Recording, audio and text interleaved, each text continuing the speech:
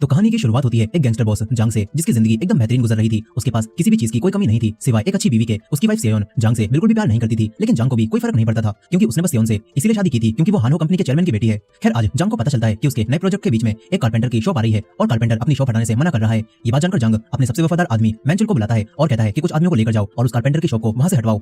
इधर दूसरी तरफ वो कारपेंटर जोंग पहले ही घबराया हुआ था और तभी मैंचुल यहाँ कई सारे आदमी लेकर आ जाता है। इसके बाद सारे आदमी जोंग की थोड़ी खातिरदारी करते हैं और फिर मैंचुल कहता है कि अगर तूने 3 तक गिनती में खुद साइन नहीं किए तो हम तेरा हाथ काटकर खुद अंगूठा लगवा लेंगे। जोंग भी डरकर अब साइन कर देता है। वहीं रात में जब जांग आराम से खाना खा रहा था तो तभी यहाँ पर यांग नाम का एक और आदमी आ जाता है जो कि किसी भी हाल में जांग से आगे निकलना चाहता था। यहाँ पर जांग यांग की थोड़ी बेइज्जती करता है और अपनी बेइज्जती करवाने के बाद यांग यहाँ से निकल लेता है। अब इसके कुछ समय बाद जांग को कंपनी की तरफ से एक बिल्डिंग मिलती है और इसकी खुशी मनाने के लिए जांग एक रेस्टोरेंट में रामेन खाने आता है, लेकिन असल में उसे रामेन से कोई मतलब नहीं था। वो तो किसी को देखने यहाँ पर आया हुआ था। यहीं पर एक हाई स्कूल का लड़का डोंग भी जांग के आगे बैठकर खाना खा रहा था। अब यहाँ पर जांग रेस्टोरेंट की मालकिन से पूछता है कि 10 साल पहले इस रेस्टोरेंट को एक औरत चलाती थी, अब वो कहाँ पर है। इस पर रेस्टोरेंट की मालकिन कहती है कि वो औरत तो मर गई होगी। ये सुनकर जांग रामेन चखता है जो कि उसे बिल्कुल पसंद नहीं आते और फिर वो पेमेंट करके जाने वाला होता है। तभी उस लड़के डोंग के पास किसी की कॉल आती है और फिर वो जल्दबाजी में यहाँ से जाने लगता है। वो लेडी से कहता है कि मेरा वॉलेट कहीं पर खो गया है। ये बात सुनकर वो लेडी कहती है कि बेटा जाओ, ये अंकल है ना, ये भी तुम्हारी तरफ से पैसे दे देंगे। इसके बाद वो लेडी जांग से भी पैसे ले लेती है और कहती है कि इसके बदले में मैं तुम्हें जल्दी ही एक गिफ्ट दूंगी। अब जांग पैसे देकर यहाँ से जाने लगता है, लेकिन कूड़े की गाड़ी की वजह से वो जाम में फंस जाता है और बाहर निकलकर खड़ा होता है। और यहीं पर वो लड़का डोंग भी ऊपर छत की दीवार पर चलता हुआ एक शूज उतारने की कोशिश कर रहा था और तभी अचानक से वो नीचे जांग के ऊपर गिरता है, जिससे जांग वहीं बेहोश हो जाता है। अब इसके बाद जांग को एक हॉस्पिटल में होश आता है। नर्स उसके पास आकर कहती है कि बेटा तुम उठ गए क्या।